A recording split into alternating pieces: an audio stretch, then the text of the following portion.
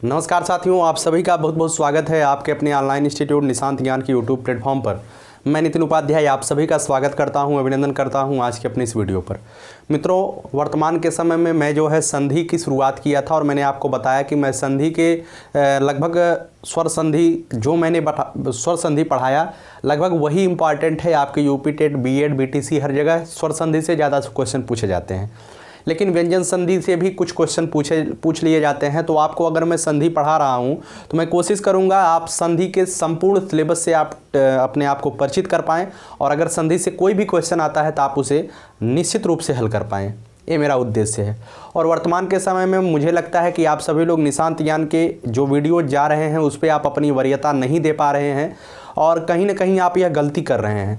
अगर वर्तमान के समय में आपको, जैसे मैं संधि चैप्टर व्यंजन संधि में पढ़ा रहा हूँ, आपको व्यंजन संधि आता है, फिर भी आपको निशांत ज्ञान के वीडियोज़ को देखना है, ठीक है, फिर भी आपको वीडियोज़ को देखना है। ऐसा क्यों करना है मैं आपको बता दूं। ऐसा इस वजह से करना है क्योंकि एक एक वीडियो जो मेरी तरफ से आपके लिए अपलोडेड किए जाते हैं या पब्लिक किए जाते हैं, वो सभी वीडियोज़ आपके लिए कदम बनेंगे, एक एक कदम बनेंगे आपकी सफलता तक पहुंचने के लिए, आपके उस कुर्सी तक पहुंचने के लिए जिस कुर्सी पर बैठने के लिए आप दिन रात सपना देखते हैं और अपने माता पिता को भी सपना दिखाते हैं।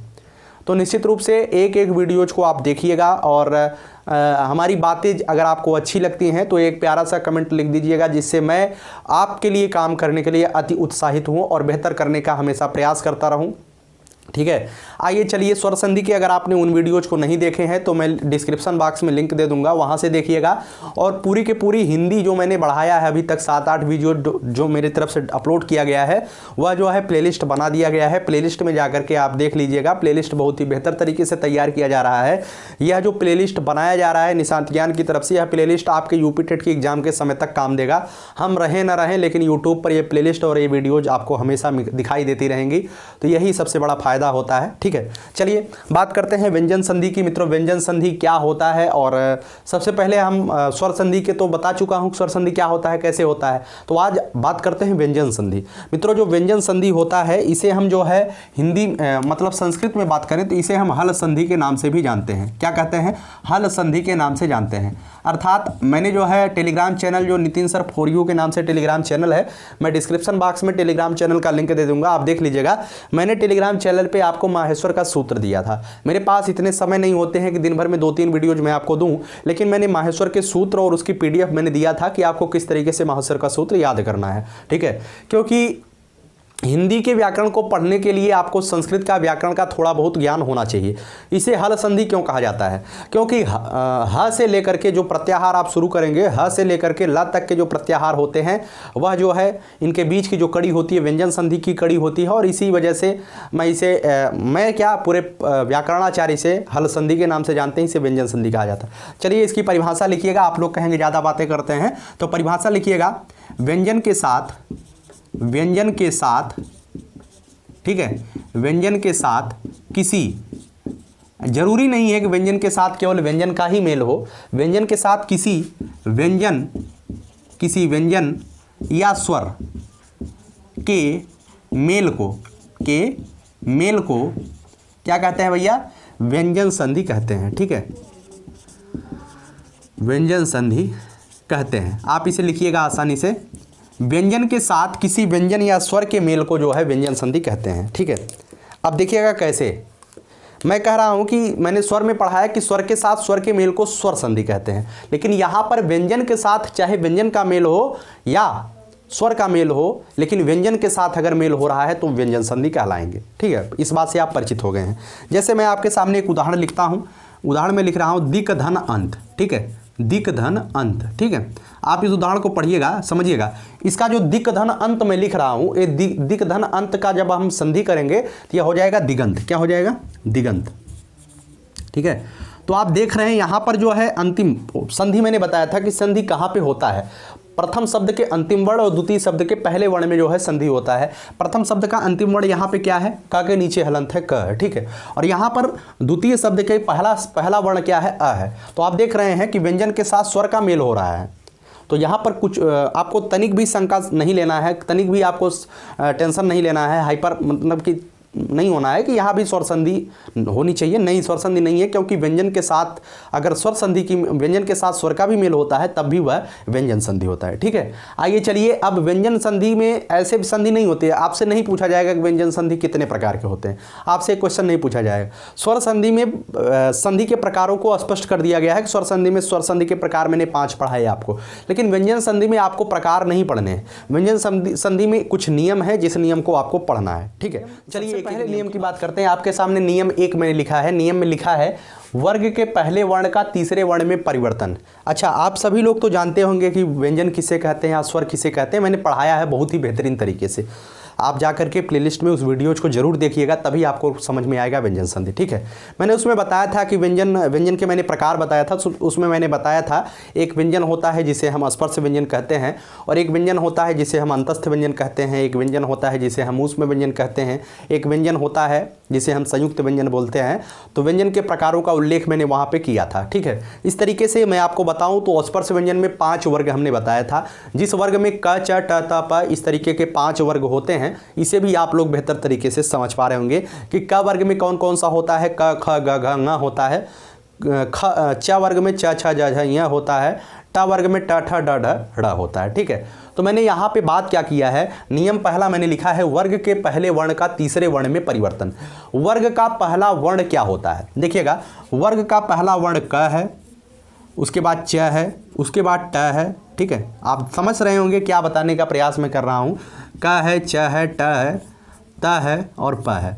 इनका परिवर्तन जो है, इनका जब परिवर्तन होगा, इनका परिवर्तन जो होगा वो कब होगा, किस केस में इनका परिवर्तन होगा, इनके साथ या तो स्वर आ जाए, इनके साथ या तो स्वर आ जाए, या तो इनके साथ कोई अंतस्थ व्यंजन आ जाए। ठीक है, कोई अंतस्थ व्यंजन आ जाए, या यूं कहें तो इन सब के साथ वर्ग के पहले वर्ण के बाद, ध्यान से सुनिएगा, वर्ग के पहले वर्ण के बाद अर्थात क, च, ट, त, प के बाद कोई भी स्वर, क्या कोई भी व्यंजन, लेकिन अंतस्थ व्यंजन अधिकांशतः आते हैं, इस बात को ध्यान रखिएगा।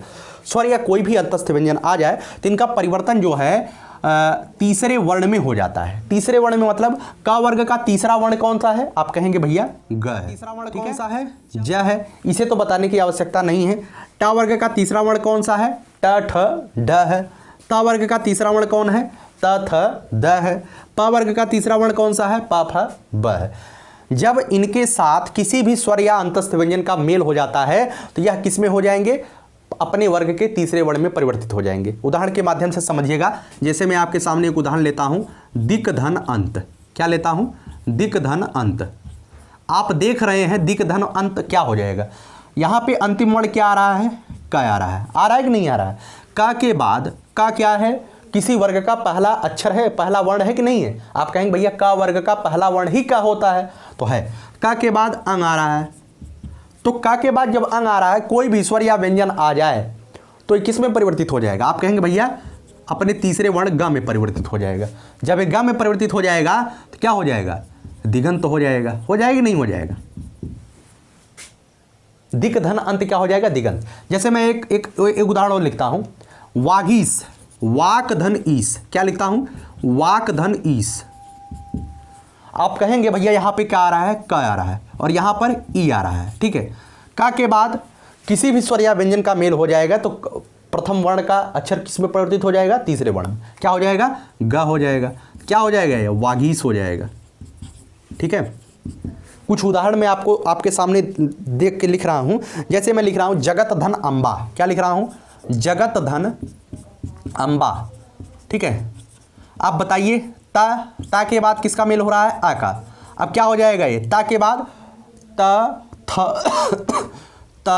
थ द तीसरे में चला जाएगा कि नहीं चला जाएगा, तो हो जाएगा जगदम्बा। समझ में आया ना। जैसे एक उदाहरण और देते हैं, खट धन दर्शन। खट धन दर्शन क्या हो जाएगा, टा के बाद क्या आ रहा है, द आ रहा है। टा के बाद क्या आ रहा है, द आ रहा है। तो आप बताइए, टा के बाद कुछ भी आ जाए, एक किसी भी वर्ग का अर्थात स्पर्श व्यंजन का, सुनिएगा, स्पर्श व्यंजन का पहले वर्ग का मतलब पहले वर्ग, वर्ग मतलब क च ट त प, जो वर्ग है उसका पहला वर्ण है। तो ट के बाद कोई भी आ जाएगा तो क्या हो जाएगा, ट ठ ड हो जाएगा, तो हो जाएगा खड दर्शन। ठीक है, इस तरीके से कई उदाहरण मैं आपके सामने दे सकता हूं। जैसे एक उदाहरण और देख लीजिएगा, एक उदाहरण है सत धन धर्म, ये बहुत ही इंपॉर्टेंट उदाहरण है। सत धन धर्म क्या हो जाएगा, आप देख रहे हैं ता के बाद ध आ रहा है, व्यंजन संधि तो सब में है, लेकिन आपको नियम क्या पढ़ना है, ता आ रहा है, ता के बाद कुछ भी आ जाए, और ता क्या है, ता क्या है बताइएगा, ता जो है किसी वर्ग का पहला वर्ण है कि नहीं है, ता वर्ग का पहला वर्ण कौन सा है, ता है। उसके बाद ता के बाद धा आ जाएगा तो क्या हो जाएगा, ये त थ द में हो जाएगा ना, किस में परिवर्तित हो जाएगा, तीसरे वर्ण में। ता किस में परिवर्तित होता है, द में परिवर्तित होता है, क्या हो जाएगा, ये सदधर्म हो जाएगा। ये जो उदाहरण होते हैं, ऐसे प्रश्न आपके सामने जरूर देखने को मिलेंगे। आपसे पूछा जाएगा वागीश का संधि विच्छेद करिए। जब आपने कभी ये नियम पढ़ा है कि पहले वर्ग के पहले वर्ण का परिवर्तन जो है तीसरे वर्ण में हो जाता है, कोई भी स्वर या व्यंजन आ जाए तो इस तरीके से होता है। ठीक है, तो उम्मीद करता हूं बेहतर तरीके से आपने इस नियम को जरूर समझ पाया होगा कि वर्ग के पहले वर्ण का तीसरे वर्ण में परिवर्तन होता है कब, जब क च ट त प ये वर्ग का पहला वर्ण है, इसके बाद कोई स्वर आ जाए या कोई भी अंतस्थ व्यंजन आ जाए, क्या कोई भी व्यंजन आ जाए, क्या कोई भी स्वर आ जाए, तो इनका परिवर्तन क का ग में हो जाएगा, च का ज में हो जाएगा, ट का ड में हो जाएगा, त का द में हो जाएगा, प का ब में हो जाएगा। ठीक है, इस तरीके से कई उदाहरणों के माध्यम से हमने पहले नियम को समाप्त किया। ठीक है, चलिए दूसरे में देता हूं। दूसरा नियम क्या है, पहले वर्ण का पांचवें वर्ण में परिवर्तन। अब ये जो पहला वर्ण मैं लिख रहा हूं ना, एक वर्ग लिखिएगा, जैसे किसी वर्ग के पहले वर्ण का पांचवें वर्ण में परिवर्तन कैसे होता है समझाने का प्रयास करता हूं। जैसे किसी वर्ग का पहला वर्ण कौन कौन सा हो सकता है, क च ट त प, ये जो है किसी भी वर्ग का पहला वर्ण हो सकता है कि नहीं हो सकता है। यही 5 ही वर्ग होते हैं, और पांचों वर्ग का पहला वर्ण कौन कौन सा है, क च ट त प है। समझ में आया, हर एक वर्ग में 5 अक्षर होते हैं, आप इसे भी समझते हैं। मैं मानता हूं कि आप पहली वीडियोज को जरूर देखे होंगे, अगर नहीं देखे जा करके देखिएगा, व्यंजन के बारे में समझिएगा, तब इस बात को समझ में आएगा। अगर इसके साथ, ध्यान से सुनिएगा, अगर इसके साथ किसी वर्ग के पहले, मतलब कि किसी वर्ग के पहले वर्ण के बाद अगर कोई अनुनासिक वर्ण आ जाता है। अब कुछ लोग कहेंगे भैया अनुनासिक वर्ण क्या होता है, मैं बताऊं। अनुनासिक वर्ण किसे कहते हैं, किसी वर्ग का, जो वर्ग ये चलते हैं, इसका जो आखिरी वर्ण होता है ये अनुनासिक कहलाता है। जैसे मैं आपके सामने लिखूं क ख ग घ न, तो ये जो ङ है ये नासिक के है। आपके पास च छ ज झ य, ये अनुनासिक के हैं। अनुनासिक मतलब नाक, मतलब इसका जो मतलब कि उच्चारण किया जाता है वो नासिका से किया जाता है, इसे नासिक के भी बोल देते हैं। ठीक है, तो उम्मीद है समझ पाए। ठीक है, तो किसी भी मतलब कि क च ट त प के बाद कोई भी अनुनासिक वर्ण आ जाए, अनुनासिक का मतलब आखिरी वाला वर्ण आ जाए, तो इनका जो परिवर्तन होगा ना, इनका जो परिवर्तन होगा वो अपने पांचवें वर्ण में हो जाएगा। क का ङ में हो जाएगा, च का य में हो जाएगा, ट का ट ठ ड ढ ड़ में हो जाएगा, त थ द ध न में हो जाएगा, प फ ब भ म में हो जाएगा। ठीक है, तो आप समझ रहे होंगे कि किस तरीके से। पहले में क्या था, पहले में ये था कि अगर पहले का तीसरे में परिवर्तन था पहले नियम में, लेकिन उसमें एक शर्त लगाया गया था। शर्त क्या था उसमें, शर्त ये था कि पहले मतलब कि क च ट त प के बाद जो आ रहा था वो या तो स्वर आ रहा था या कोई भी व्यंजन आ जाए, तब ऐसा हो रहा था कि वह तीसरे में परिवर्तित हो जा रहा था। लेकिन यहाँ पे क्या है, यहाँ पे पहला वर्ण तो आता है लेकिन उसके बाद कोई अनुनासिक के वर्ण आता है। जैसे मैं आपके सामने एक उदाहरण लिखता हूं, वाक धनमय। क्या लिखता हूं, वाक धनमय। वाक धनमय क्या हो जाएगा, वाक धनमय। आप देख रहे हैं कि इसमें पहला वर्ण क्या है, इसमें पहले शब्द का अंतिम वर्ण क्या है, क है, और इसमें दूसरे शब्द का पहला वर्ण क्या है, म है। अब यहीं पर तो हम क्या करते हैं, यहीं पर हम लगाते हैं नियम अपना। मैंने नियम क्या पढ़ा कि किसी वर्ग के पहले वर्ण के बाद यदि कोई नासिक के वर्ण आ जाए, जिसे हम अनुनासिक भी बोल देते हैं, ठीक है, आ जाए, तो इसका जो परिवर्तन होता है वो परिवर्तन किस में होता है, इसी वर्ण के आखिरी वर्ण में हो जाता है। इसी वर्ग के 5वें वर्ण में हो जाता है। का परिवर्तन किस में हो जाएगा? न में हो जाएगा। ठीक है, तो क्या हो जाएगा? ये क्या हो जाएगा भैया? वांग्मय। क्या हो जाएगा? वांग्मय। ठीक है, उम्मीद करता हूं समझ पाए होंगे। चलिए मैं 2-3 उदाहरण देता हूं। जैसे एक उदाहरण है दिक धन नाग। क्या है? दिक धन नाग।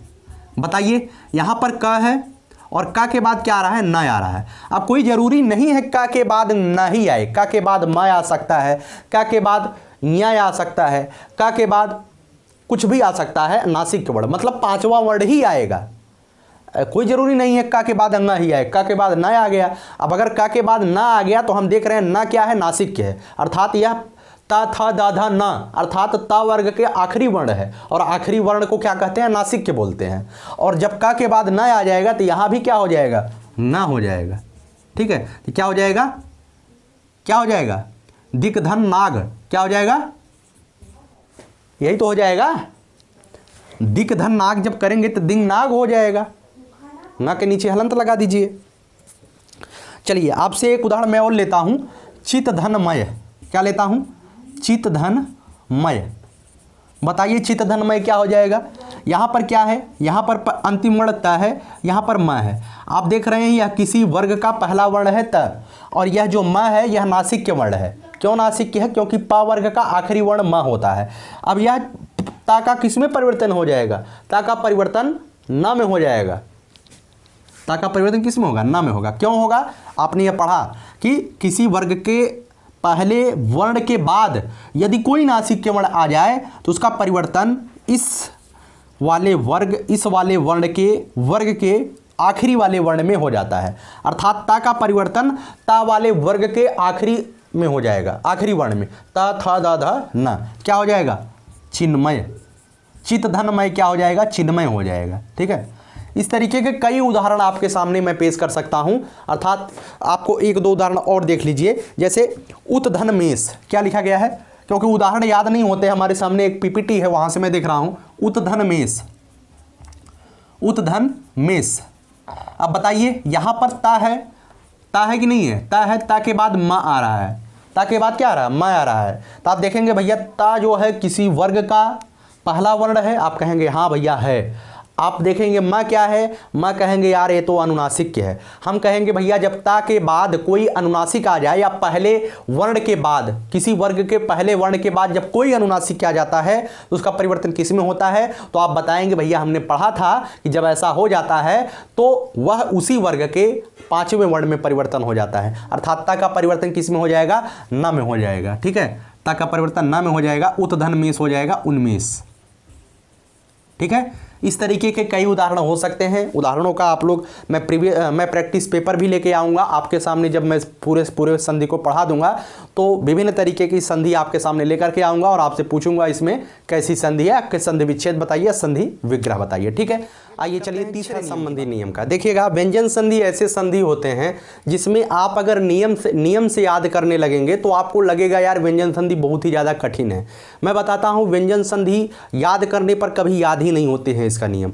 लेकिन एक बार आप वीडियोज को देखिए, उसके बाद हमारे प्रैक्टिस पेपर में इन्वॉल्व हो जाइएगा। 2-1 पेपर जो भी मैं आपके सामने हो सकता है मैं लाइव ही डिस्कशन करूं, उसमें आप इन्वॉल्व होइएगा और पूरी तरीके से ज़्यादा से ज़्यादा उदाहरण मैं व्यंजन संधि का दिखाऊंगा, ज़्यादा से ज़्यादा उदाहरण मैं स्वर संधि का दिखाऊंगा, ज़्यादा से ज़्यादा उदाहरण मैं जो है आपके सामने विसर्ग संधि का दिखाऊंगा, तो आप वहाँ से ज़्यादा समझ पाएंगे। लेकिन पहले एक बार तो आप नियम देख लीजिए किस तरीके से व्यंजन संधि को पढ़ा जाता है। ठीक है, व्यंजन संधि 2 दिन में मैं समाप्त करूँगा। आज 6 संबंधी नियम देख लीजिए। देखिएगा 6 संबंधी नियम क्या है। यदि ह्रस्व या दीर्घ, ह्रस्व या दीर्घ स्वर के बाद कोई भी ह्रस्व या दीर्घ स्वर आ जाए, ध्यान से सुनिएगा, कोई भी ह्रस्व या दीर्घ स्वर आ जाए उसके बाद जो है, चाहे आ हो, ह्रस्व या दीर्घ स्वर का मतलब आ, ई, उ, री, ये ह्रस्व है। उसके बाद आ, ई, उ, री, ए मतलब ए, ओ, कोई भी आ जाए, इसके बाद अगर आपके पास छ आ जाता है तो क्या होता है? इसके बाद अगर छ आ जाता है ना, तो छ के पहले, तो ध्यान से सुनिएगा, छ के पहले च लग जाता है। ठीक है, अब उदाहरण से समझिएगा, उदाहरण से आप बहुत ही बेहतर समझ पाएंगे। जैसे मैं आपके सामने उदाहरण लिखता हूँ, देखिएगा उदाहरण में लिखता हूँ संधिधन छेद। क्या लिखता हूँ? संधिधन छेद। आप देख रहे हैं संधि में आखिरी जो वर्ण है वो क्या है? आप कहेंगे भैया छोटी ई है और इसके बाद छ का मेल हो रहा है। जब मैंने बताया किसी भी ह्रस्व या दीर्घ स्वर के बाद छ का मेल हो जाए तो क्या बना देता भैया? छ के पहले इस छ ऐसे रहेगा, छ के पहले इस च का निर्माण हो जाएगा, अर्थात यह च लग जाएगा। यह च कैसा है? छोटा, मतलब आधा च है। ठीक है, क्या हो जाएगा? संधिच्छेद। क्या हो जाएगा? संधिच्छेद। ठीक है। जैसे मैं आपसे कहूं अनुधन छेद। क्या कहूं? अनुधन छेद। अब आप देख रहे हैं अनु में क्या आ रहा है? आखिरी ऊ, और यहां पर क्या आ रहा है? छ आ रहा है। ठीक है, ऊ के बाद छ का मेल हो रहा है। आप कहेंगे भैया ह्रस्व या दीर्घ स्वर है और स्वर के बाद अगर छ का मेल हो जाए तो छ के पहले क्या लग जाएगा? च लग जाएगा। ये छ ऐसे के ऐसे रहेगा, छ के पहले केवल च का लग जाएगा। क्या हो जाएगा भैया? अनुच्छेद हो जाएगा। ठीक है, तो छ संबंधी नियम बहुत आसान है, समझ रहे होंगे। देखिएगा कुछ उदाहरण मैं आपके सामने और लेता हूं। जैसे वृक्षधन छाया। क्या है? वृक्षधन छाया। वृक्षधन छाया। आप देख रहे हैं यहाँ पे आखिरी वर्ण क्या है? अच्छा, कुछ लोग कहेंगे भैया वृक्ष में आखिरी वर्ण तो छ है। नहीं भाई, छ नहीं है, क्योंकि यहाँ पे हलंत वलंत नहीं लगा है। जब हलंत नहीं लगा है तो इसके साथ ऑलरेडी छोटा अ है, ह्रस्व अ है। ठीक है, तो आ के बाद किसका मेल हो रहा है? छ का। तो आ के बाद जब छ का मेल हो जाएगा तो क्या हो जाएगा? छ ऐसे रहेगा, इसके पहले छोटा च आ जाएगा। छोटा च मतलब समझ रहे होंगे, आधा च इसे बोलेंगे, छोटा च नहीं बोलेंगे, आधा च। च के नीचे हलंत लगा है तो च नहीं है पूरा पूरा, आधा च है ये। ठीक है, तो हो जाएगा वृक्ष छाया। क्या हो जाएगा? वृक्ष छाया। ठीक है, जैसे मैं आपसे कहूं परिधन छेद। ये क्या हो जाएगा? परिच्छेद। ठीक है, तो उम्मीद करता हूं यही तीन मैं जो है आपके सामने यही 3 नियम आज मैं बता रहा हूं। पहला नियम मैंने क्या बताया? आप फिर से समझिएगा।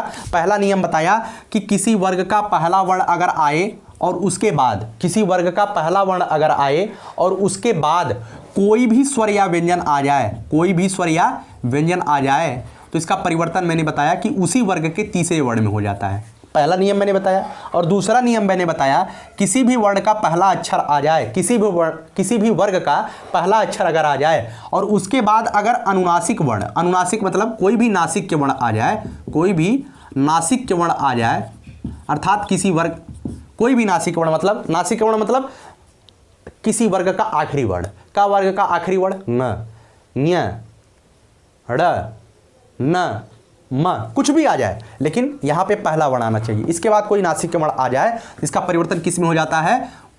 इस यहां पर जो वर्ण रहेगा उसके 5वें वर्ण में।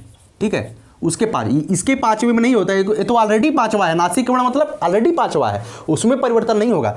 जो नासिक के वर्ण से पहले वाला ये वर्ण रहेगा उसमें परिवर्तन होगा, वो 5वां हो जाएगा। ठीक है, बताया मैंने। और तीसरा मैंने नियम बताया, तीसरा नियम आप देख रहे हैं कि ह्रस्व या दीर्घ स्वर कोई भी पहले स्वर आ जाए, पहले शब्द का आखिरी वर्ण कोई भी स्वर आ जाए और उसके बाद अगर छ आ जाता है, ध्यान से सुनिए, उसके बाद छतरी वाला छता वाला छ आ जाता है तो उसके पहले छ के पहले आधा च लग जाता है। बस यही 3 नियम मैंने बताया और इन 3 नियमों पर मैंने उदाहरण बताया। ठीक है, अब व्यंजन संधि में 2, 3, 4, 5 नियम और होंगे, उसे भी मैं बता दूंगा, लेकिन आप एक बार पूरे वीडियोज को ध्यान से देखिएगा। मैं कहता हूं सबसे बड़ी बात होती है विश्वास। आप हमारे ऊपर विश्वास करिए, निश्चित रूप से यही विश्वास आपको सफलता की तरफ बढ़ाएगा और यही विश्वास आपको उत्तर प्रदेश में शिक्षक बनाएगा, यही विश्वास आपको आगामी परीक्षाओं में सफलता दिलाएगा। विश्वास करिए और अपने मार्गदर्शक के रूप में हमें स्वीकार करने का प्रयास करिए।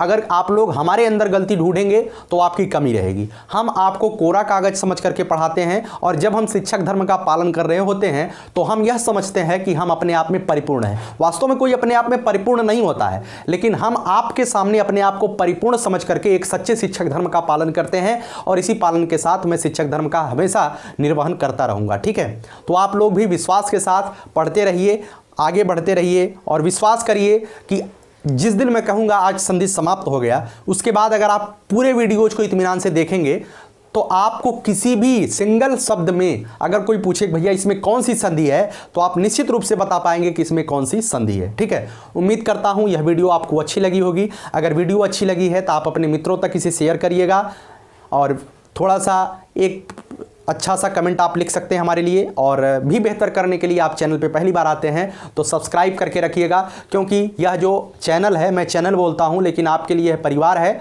और इस परिवार को आगे बढ़ाने की जिम्मेदारी आपकी है। ठीक है, हर एक व्यक्ति चैनल को सब्सक्राइब ज़्यादा से ज़्यादा करे। ठीक है, बहुत बहुत धन्यवाद। जय हिंद, जय भारत।